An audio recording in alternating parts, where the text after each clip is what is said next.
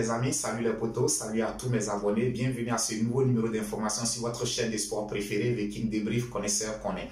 Les potos, tout de suite, nous allons débuter le tour de cette vidéo en parlant de la 19e édition de la Coupe du Monde des clubs qui s'est achevée du côté du Maroc. À noter tout simplement que les potos, le Real de Madrid a été vainqueur de cette Coupe du Monde, de cette 19e édition.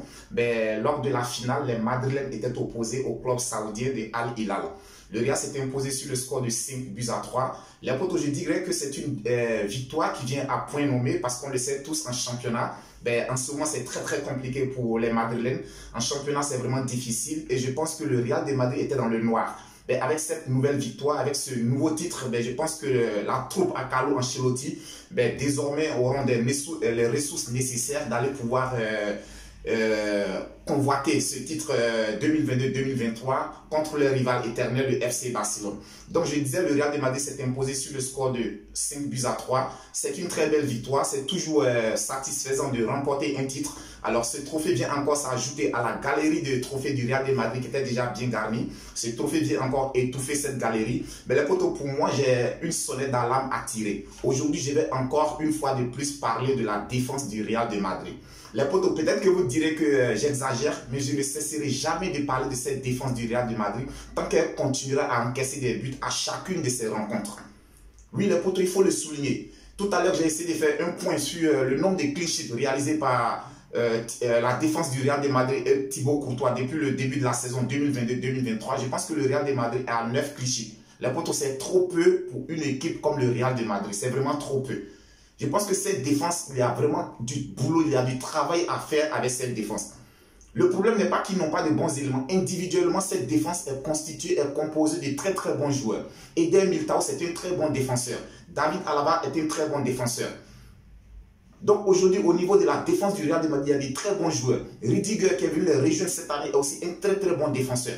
Mais pourquoi est-ce que collectivement, cette défense n'arrive pas à jouer de match sans encaisser de buts? Pourquoi est-ce que cette défense du Real de Madrid encaisse trop de buts? Est-ce parce que le système défensif mis en place par Carlo Ancelotti n'est pas bien? Ou est-ce que c'est les joueurs qui n'entrent pas dans le système défensif de Carlo Ancelotti? Je pense qu'il y a une véritable question à se poser à ce niveau. Les potos, sans toutefois manquer de respect au club saoudien de Al Hilal, je dirais que pour le Real de Madrid, encaisser 3 buts en finale face à Al Hilal, pour moi, c'est vraiment pas normal. C'est vrai que cette équipe de Al Hilal est une très bonne équipe. C'est une équipe qui joue très bien. C'est une équipe qui sait pratiquer le football. Je les ai vus lors de toutes leurs rencontres pendant cette compétition.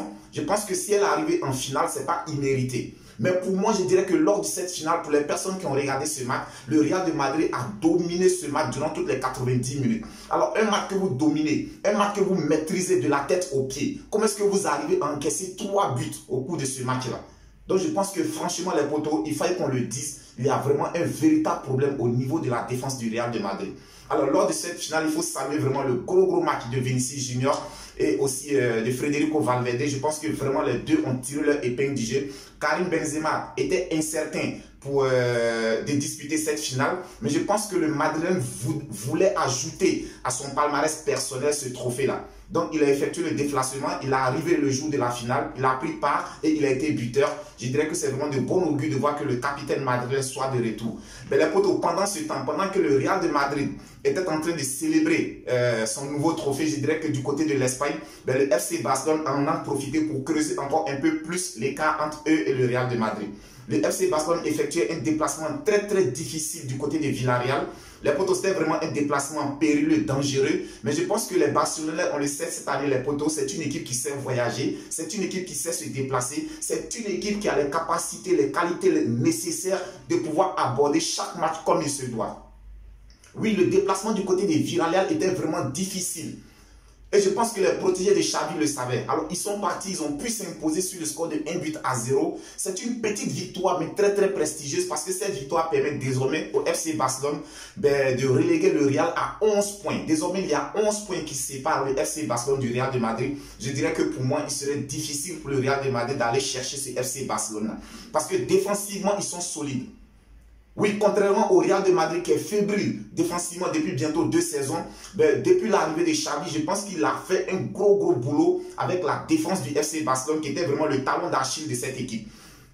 Xavi a vraiment travaillé avec ses défenseurs. Il a aussi fait de très bons recrutements. Et je pense que vraiment tous les recrutements qui ont été faits pour essayer de renforcer la défense du FC Barcelone, aujourd'hui ces recrutements sont en train de payer. Sans parler de Ter Stegen qui a retrouvé vraiment son meilleur niveau, je dirais qu'aujourd'hui il serait vraiment compliqué pour le Real de Madrid d'aller vraiment arracher ou bien d'empêcher le FC Barcelone de pouvoir gagner ce titre du côté de l'Espagne.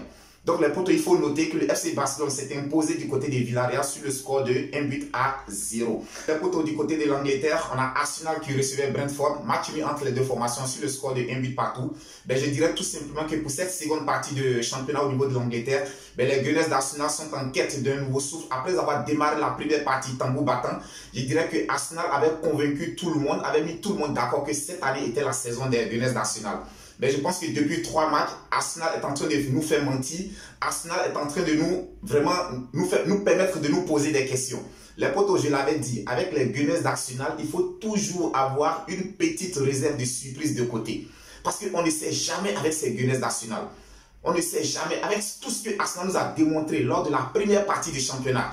Je pense qu'en ce moment, les Gunners sont vraiment dans le dur, ils sont vraiment en difficulté parce que ça fait 3 matchs que Arsenal n'arrive pas à gagner. Ils avaient déjà été tenus en échec face à Newcastle à domicile sur le score de 0 partout. Mais hier encore, ils ont été tenus en échec sur les installations par Brentford 1 partout. Et la semaine dernière, ils avaient été battus 1-0. Donc je pense que sur 9 points possibles, Arsenal n'a pris que 2 points. Arsenal n'a pris que 2 points. Les potos, dites-moi, est-ce que Arsenal est en train de nous faire mentir? Parce que plusieurs observateurs ont dit que cette année était la saison des Gunners d'Arsenal. On voyait tous Arsenal aller vraiment remporter cette première ligue. Mais c'est ça aussi qui nous donne envie d'aimer cette première ligue. Parce que c'est un championnat vraiment, comme je le dis toujours les potos, c'est un championnat qui est rempli de surprises, c'est un championnat qui est rempli d'émotions.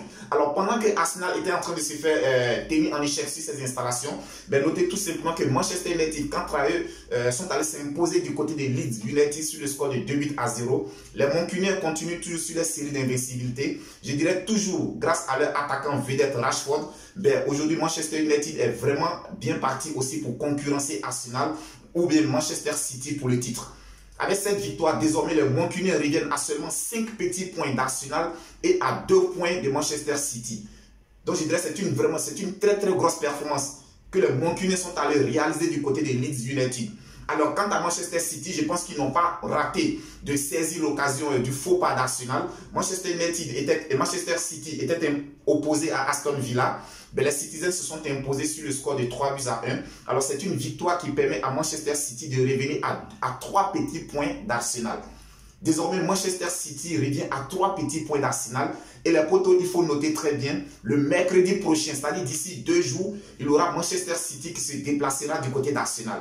En cas de victoire, les Citizens occuperaient la tête du championnat anglais.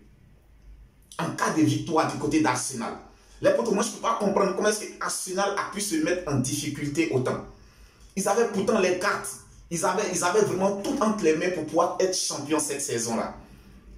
Venir se mettre en difficulté, je pense que vraiment Arsenal a carrément relancé Manchester City dans ce championnat cette année-là.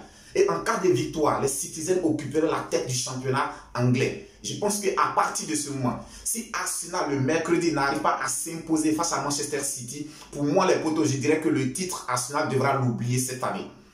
Parce que là, ce sera vraiment difficile pour les joueurs de se reprendre mentalement, moralement. Ce sera vraiment compliqué. Donc, ce qu'il faut retenir, c'est Manchester City et Manchester United qui ont fait vraiment la bonne opération de ce week-end en s'imposant respectivement face à Leeds United et face à Aston Villa. Quant à Arsenal, ils font du surplace. Cela fait 3 matchs. Arsenal n'arrive pas à gagner. Je dirais attention au protégé de Mikel Arteta. Les potos, tout de suite, nous allons continuer cette vidéo du côté de la France. Nous allons parler de la Ligue 1. Alors, en Ligue 1, on a Lyon qui s'est imposé face à Lens sur le score de 2-1. On a Nantes qui continue sa belle série d'invincibilité. Nantes a battu Lorient sur le score de 1-0. Alors, à noter tout simplement que cette semaine, en Europa League, on a Nantes qui sera opposé à la Juventus de Turin. Je pense qu'avant d'affronter les Turinois, les Nantais ont fait vraiment le nécessaire en championnat. Ils continuent sur la série d'invincibilité. Je dirais bravo au protégé d'Antoine Kombouaré. Ensuite, les poteaux du côté de Clermont, Marseille est allé s'imposer sur le score de 2-0. il faut noter le doublé d'Alexis Sanchez qui est en train de réaliser une très belle saison avec l'Olympique de Marseille. Il avait déjà dit, je viens à Marseille pour me relancer, je viens à Marseille pour permettre à Marseille de gagner le titre. Je pense qu'il est en train de réaliser une très belle saison, mais quand tu as gagné le titre cette année, la question reste toujours posée. Les potos, on attend de voir la fin de la saison pour voir ce que cela donnera. Quant au Paris Saint-Germain, à une semaine de recevoir le Bayern de Munich en Ligue des Champions, je dirais que les potos, pour l'instant, il y a vraiment beaucoup de questions à se poser du côté du Paris Saint-Germain. Cela fait 3 matchs que les Parisiens n'arrivent pas à gagner. Je dirais que depuis la blessure de Kylian Mbappé, le Paris Saint-Germain ne fait qu'enchaîner les mauvais résultats. Ils avaient déjà perdu en coupe face à l'Olympique de Marseille sur le score de 2 buts à 1. Et là, ce week-end, ils sont allés s'incliner du côté de Monaco sur le score de 3 buts à 1. Les potos, je pense que cette équipe du Paris Saint-Germain inquiète véritablement. Il y a vraiment beaucoup d'interrogations à se poser. Est-ce que le Paris Saint-Germain dépend de Kylian Mbappé? Ou bien quel est le ressort qui est brisé au sein de cette formation du Paris Saint-Germain? La question reste posée. On espère tout simplement que les Parisiens arriveront à retrouver le moral avant de pouvoir affronter le Bayern de Munich en Ligue des Champions. Pour terminer totalement du côté de la France, on a Nice qui était imposé à Ajaccio. Alors les Niçois se sont imposés sur le score de 3 buts à 0. Du côté de l'Allemagne, les poteaux, on a le Werder de Brême qui était opposé au Borussia Dortmund. À noter tout simplement que les protégés et les collègues de Sébastien Haller sont allés s'imposer du côté du Werder de Brême sur le score de 2 buts à 0. Quant au Bayern de Munich, ils se sont imposés face à Bochum sur le score de 3 buts à 0. Les potos, nous allons terminer cette vidéo du côté de l'Italie. Alors le leader Naples s'est largement imposé face à Cremonese sur le score de 3 buts à 0. La Juventus de Turin a pris le dessus sur la Fiorentina 1 but à 0. 2-0 de l'Atlanta face à la Lazio. Et aussi Lecce et l'AS Roma n'ont pas pu se départager, 1 but partout entre les deux formations. Et pour terminer, nous avons l'AC Milan qui s'est imposé face au Torino sur le score de 1 but à 0. Les potos, c'était tout pour aujourd'hui. J'espère avoir fait le tour de tous les grands championnats européens. Si vous avez aimé cette vidéo, n'hésitez pas à la liker, à la partager, à la commenter. D'ici là, portez-vous bien, que Dieu vous protège. On se dit à très bientôt pour une autre vidéo.